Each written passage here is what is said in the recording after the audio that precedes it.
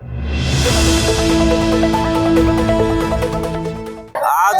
संबंध महाराष्ट्रभर ॲडव्होकेट बाळासाहेब आंबेडकरांनी बंदची हाक दिलेली आहे। या बंदमध्ये नांदेड शहरातील शैक्षणिक संस्था असतील, महाविद्यालय असतील, कॉलेजेस असतील, लायब्ररी असतील, या सगळ्यांनी स्वयंस्फूर्तीने या बंदमध्ये सहभागी झालेले आहेत। जे काही विद्यार्थ्यांच्या हिताचा हनन होत आहे या विरोधामध्ये मोठ्या प्रमाणामध्ये विद्यार्थ्यांनी एल्गार पुकारलेला आहे आणि या दडपशाही सरकारचा निषेध व्यक्त केलेला आहे। वंचित बहुजन आघाडीचे राष्ट्रीय अध्यक्ष माननीय बाळासाहेब आंबेडकर यांच्या आव्हानावर आज संपूर्ण महाराष्ट्र बंद झाला आहे। त्याचाच परिणाम म्हणून या ठिकाणी नांदेड जिल्हा कडकडीत बंद आहे।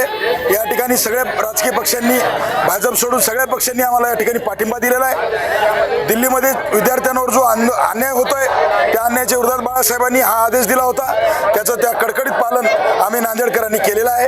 आणि आम्ही नांदेडकर या ठिकाणी इशारा देतो, जर येणाऱ्या काळात दिल्लीतल्या विद्यार्थी आंदोलनावर अजून तुम्ही तीव्र अत्याचार करणार असाल तर या नांदेड जिल्ह्यामध्ये आम्ही भाजपचा एकही कार्यकर्ता फिरू देणार नाही, त्यांच्या एकाही नेत्याला नांदेडमध्ये येऊ देणार नाही। ही काय तुमची जागीरदारी नाही आहे, हे लोकशाहीने दिलेलं तुम्हाला 5 वर्षासाठी सरकार आहे। तुम्ही स्वतःची मालकी समजून हुकुमशाहीप्रमाणे वागू नका। तुम्हाला बी खाली पाय उतार करण्यासाठी जनता सज्ज झाली आहे। म्हणून मी परत एकदा या घटनेचा निषेध करतो आणि सध्या बाळासाहेब आंबेडकरांनी जे येणाऱ्या काळात जे ताकदीने आव्हान देतील ते आम्ही सगळे ताकदीनिशी मागे राहू। देशभरात होत असलेल्या नीट पेपर फुटी प्रकरणाच्या पार्श्वभूमीवर जे विद्यार्थ्यांना अमानुषपणे लाठीचार्ज झालेला आहे त्याच्या विरोधामध्ये वंचित बहुजन आघाडीच्या वतीने संपूर्ण महाराष्ट्र बंदची हाक दिलेली आहे। त्यापैकी नांदेडमध्ये अत्यंत चांगल्या प्रकारे प्रतिसाद मिळालेला आहे।